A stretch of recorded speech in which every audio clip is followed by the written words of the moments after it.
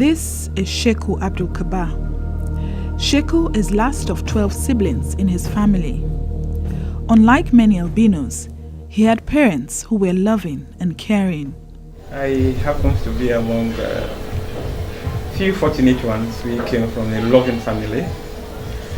My parents were Muslim, and I happen to be the last born of a family of 12. I was given the love that was needed at that time. Albinism is a recessive genetic condition which limits the body's production of melanin and results in lack of pigmentation in skin, hair and eyes, often leading to skin cancer or eye damage. Affects as many as 1 in every 1,400 people in Africa. According to a report launched by Persons with Albinism make up to 0.5% of the population. Most albinos in the country are usually neglected from birth by immediate family members and face discrimination in their entire lives from the wider society.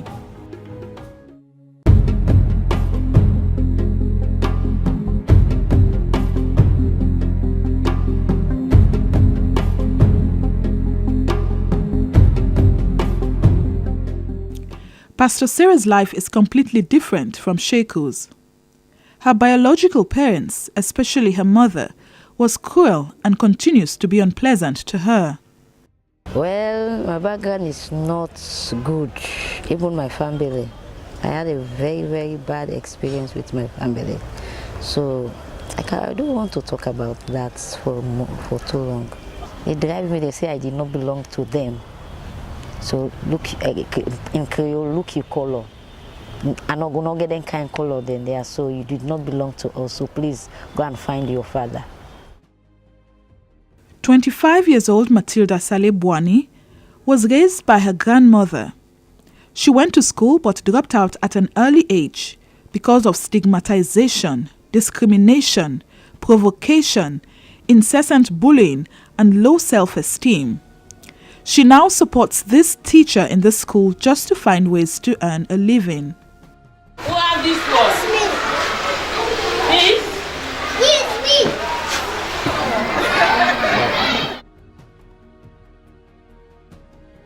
Today being Wednesday, 30th January 2019, and I'm your host, Mohamed Kelfala Sise. Mohamed Kelfala Sise is a university student, a broadcast journalist and also an activist. Because of the stigma and sufferings people with albinism go through, he decided to set up the Sierra Leone Albinism Foundation.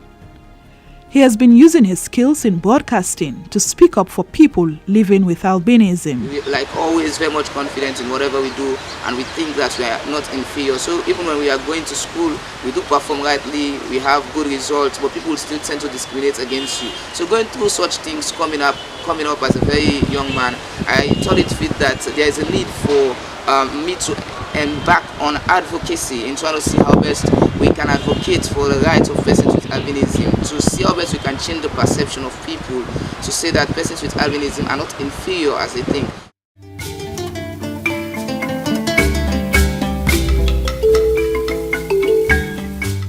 His story on social media captured the attention of Nancy Diana Sise, who is the program coordinator for Open Society Initiative for West Africa, OSIWA, in Sierra Leone.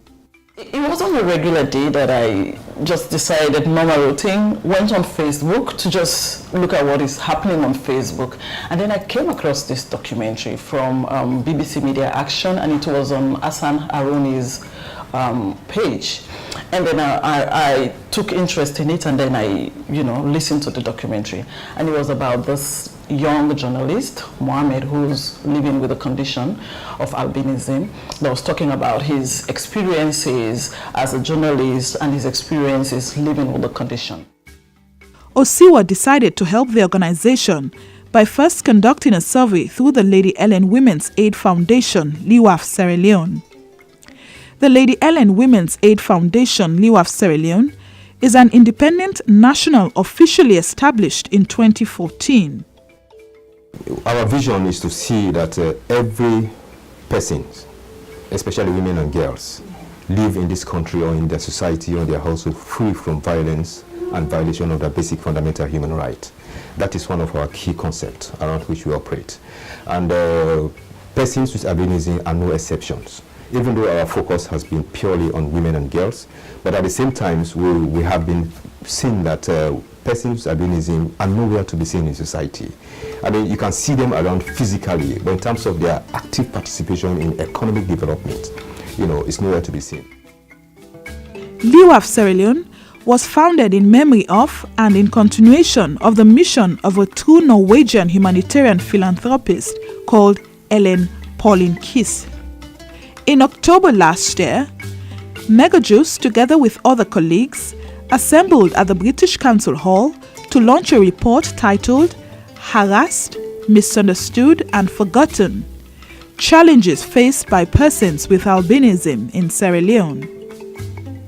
This report is the result of a 2-month study commissioned by Lady Ellen Women's Aid Foundation, LIWAF, with support from the Open Society Initiative for West Africa, OSIWA, Center for Alternative Policy Research and Innovation, CAPRI, conducted the research. The report provides insight into the major concerns and challenges that people with albinism face, including their access to justice, education, health, employment, and their specific justice needs, their expressed human rights aspirations, concerns, access to justice, and their challenges when interfacing with both informal and formal justice. There are certain people, they will make an advice, right? Let's say they ask for nurses, and they apply as a nurse. Okay, they will say, no, we don't want you, you are an albino. I have witnessed those kind of things, not once, not twice. In Freetown? In Freetown here. I will not just name the institutions. They will turn down my application because I am an albino. And I used to tell them, look, well, do not advertise for nurses. Just say you want that category of people. Because if you ask for a nurse, and I am a nurse, I'm a practicing nurse, I'm living beyond some of the advice they're asking, But then if they tell me, no, we are not looking for albinos, there are times people will not come into because of this, so. I have witnessed a series of those things. But I used to put them behind my back. According to the report, persons with albinism in Sierra Leone face huge challenges in the realization of their rights. They have been largely excluded from progressive efforts undertaken by government, civil society, donors, and development. Issues affecting them have generally gone unnoticed and resulted to deep engraved stigma, exclusion, discrimination, and sometimes violence against them. They have no voice compared to other marginalized groups such as persons with disabilities and women. Also, there is little activism on the part of civil society, as well people living with the condition to advocate for the promotion and protection of their rights and well-being, which may be a consequence of lack of knowledge and understanding or interest. Of the many findings presented in this report, there are 3 overarching conclusions. The culture of marginalization, discrimination and stigmatization of persons with albinism in Sierra Leone, and the lack of effective policies to address their socio-economic challenges by state and non-state actors require the urgent attention of policymakers and community leaders. Although the present challenges of persons with albinism in Sierra Leone cannot be equated to those of their counterparts in East and Southern Africa, the government and civil society organizations must act now to take the necessary steps to avert similar occurrences in the country. The condition of persons with albinism here, over there, is not good. Some have been used as ritual. Some have been even killed by their parents because they think they are not normal human beings. But unlike other countries like in Sierra Leone here, to be honest, I haven't actually heard of such, inhumane, acts being committed against persons with albinism in Sierra Leone. this is the time we should start raising awareness about them. This is the time we should start talking about them in terms of that normal human beings, just like any other person else. So that, I mean, by the time, issues like what is happening in South Africa, start resurfacing there or start surfacing there, persons have been fully aware, and even those without albinism will be fully aware and open their hands to accommodate persons with albinism as normal civilians. The lack of an effective and functional network of persons with albinism in Sierra Leone has not helped their cause, leaving them vulnerable to exploitation by unscrupulous persons and organizations. As the report points to a number of human rights abuses against most persons with albinism, has the Human Rights Commission of Sierra Leone been able to tailor programs specifically for persons with albinism? Richard Tambambayo is the Deputy Director of Program Planning Evaluation, Human Rights Commission. We have desk for different abilities and non-discrimination. We have a desk here in the commission. That desk looks at disabilities, looks at discrimination. Do they have any record of any albino person coming forward to make? No. We've not received any. So that not to my knowledge, we have not received one. Legally, persons with albinism fall under the Persons with Disabilities Act 2011. The National Commission for Persons with Disability is responsible for the implementation of the Disability Act. Sir Kotokwi, Executive Secretary for the Commission, says it's difficult to place persons with albinism under the Act because some of them do not see themselves as disabled. The poverty and lack of education suffered by albinos does not stem from any mental or physical disability, but mostly it is as a result of discrimination, social exclusion and stigma, and in some cases, the human rights abuse they suffer as a result of their skin color. As per the definition of WHO, it takes a look at about 13 categories of people with disability, of which people with albinism is a component. But given our nature of the way people perceive who are disabled, it's quite a challenging for people with albinism, because it's hard to place them which category of disability they belong to.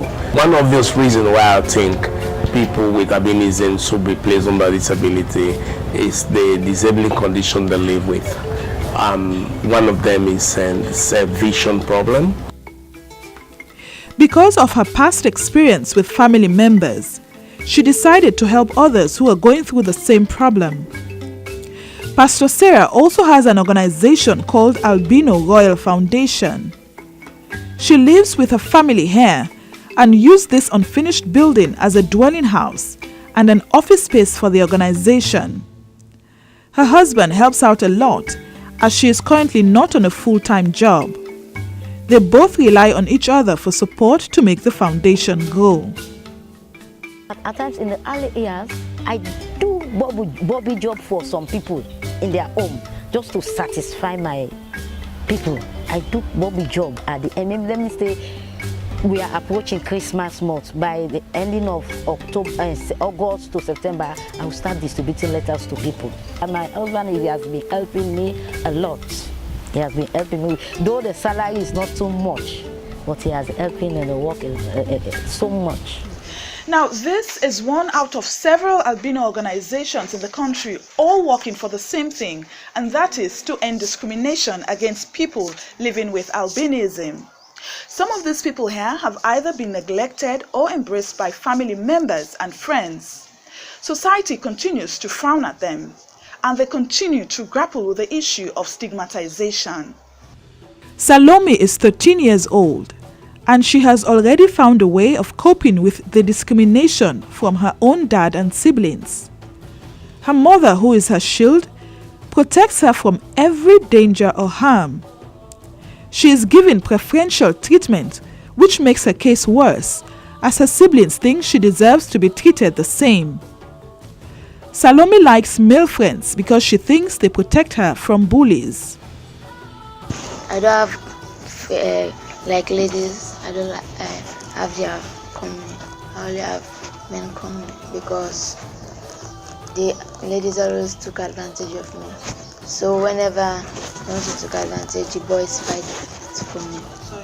But when my mom go to school, she always say, let me don't go close to the boys. But my teacher told her that I do that for protection, but she said, let me don't go close to the boys. Albinism is a congenital disorder that is characterized by the partial or complete absence of pigment in the skin, eyes, and hair. As a result, most persons with albinism suffer from sunburn. Some cannot afford the sun cream to apply on their skin to protect them, as the cream is very expensive. Most of them have black spots on their skin. Being an albino in this part of the world makes matters worse due to the current state of the medical situation. With regards protection, basically, people who suffer from albinism are usually advised to probably put on clothing, long sleeve clothing, to prevent them from exposing their skin to some direct rays of the sun. That is one way. Another way is if they consult dermatologists, they could probably prescribe skin medications, lotions that are protective against the rays of the sun. They are those creams, okay? So another way of protection is for them to consult an ophthalmologist, an eye specialist, who will probably examine their visual fields and probably would prescribe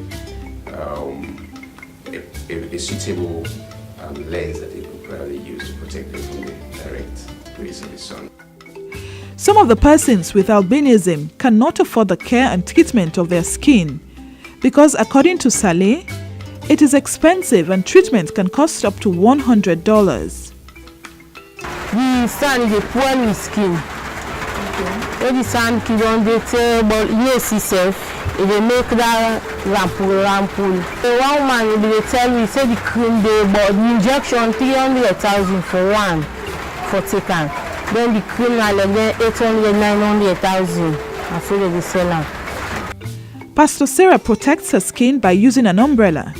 And every time she goes out, she applies baby oil and shea butter, which protects her skin. Okay, for me, I have used to that before.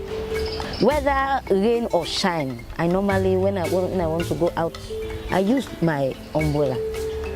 You understand? Then before leaving the house, I will use my olive oil or coconut oil, rub it to my entire body, then I will go. Nothing will happen to me.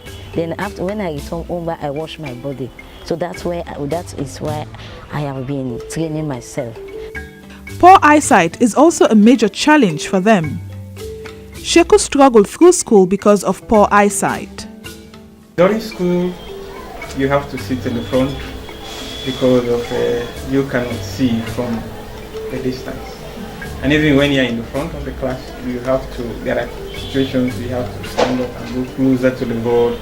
And then if you get in the shouts from the back, people will be making mockery of you. But because you have your own objective, you have to learn to cope with it. Megajos thinks education is the way out in this situation and tries to maintain high grades as he excels academically. They will use all sort of words against you. They will say, just know they die, just know the assistant, and all this stuff. But with that confidence that I've already got from my family or from the home, if even they say such things, I would tend to ignore them. What I always do is to perform academically, because I believe when I perform academically, they will tend to change that perception. And that's the way it was happening, and it's still happening. Even though you will tend to discriminate, but when I go to school academically with my performance, you tend to convince that no, this person is not as we think. So that was what kept me going. The confidence I got from the home, and the confidence I tried to build in myself. That was what kept me going on to now, trying to see how best I can pursue my education. Abraham Yaja thinks the school administration is also not helping in the area of protecting them from discrimination, as little is being done when complaints of provocation are reported. and the school not to really create that kind of space for seeing, like look into complaints very seriously. Perhaps let's say discrimination or stigmatization of any account, then you report her, now the school administration, but that less attention and they pay and they very less at. In fact, they know sometimes they pay attention self, just they take us some oversight. So that can be a very big problem at the school. The National Commission for Persons with Disability has been able to attract the attention of government in a way that anyone who is disabled pays no tuition fees. Persons with albinism fall under that category. If any of them that goes to any tertiary education are accredited by the Tertiary Commission, they are qualified. It's just that if you go to a private institution, we will not be able to cover you. But you come to us, then they will write to the relevant authorities to ensure that you have. But it's just that a lot of them, we are not aware. And then a lot of them also keep back because of the society perception about them. Organizations like Albinism Royal Foundation continue to raise awareness for persons with albinism, but the discrimination still exists. I can face some discrimination in school with my friends them, but the friends them much I can mingle with, they really love me, sure. But I think so I can go play ball, the other stuff, then go out, and I can face the discrimination. And even they can fight for me. So no, not get demand, so then stop them. And also, I want to create this platform for sensitize people concerning albinism, for make they go able to welcome me, because we can create a lot in a society. And also, where they go school, I get one of my teacher where they always tell me, say, oh my, you are free Messi. Say you are free Messi. That means say, I'm a special person. Yes, so I can do anything perfect. If I go college, I do go do law in particular, because my main focus now for the albino, because we story is very bad, some young pathetic. Perhaps me not meet up, but if I go do law, I think that will serve as an advocacy platform for other albinos, in particular the society they take greater advantage of them, especially in hospitals. The girl is story now when they see somebody go born, left they say the nurses they not pay greater attention to it. But if you can't go to court, they will not pay better attention to it, they will just kick it out of court. But I think that can serve as a platform for advocate for other albinos.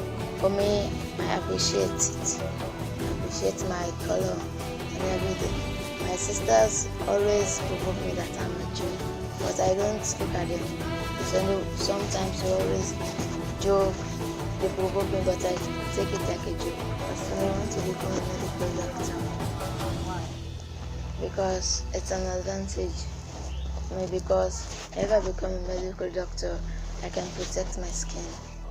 Why make a cannot seem now albino? Why she don't do partner host? Then it take and tell me back. And pick themselves can provoke me. So myself, I can pass the end of course. I see that cry, I think. My small sister now can go meet me, encourage me. No, they can provoke me, but the provoking down me another problem. Sir. I even make palava with them. That's another problem. Because when they provoke, they put an art, and that they make them continue actually. But when they provoke me, but where they do them fun again, less. Government, together with other organizations, has not paid special attention to the security and socio-economic well-being of all persons living with albinism. Specific areas of their lives require prime focus and special intervention.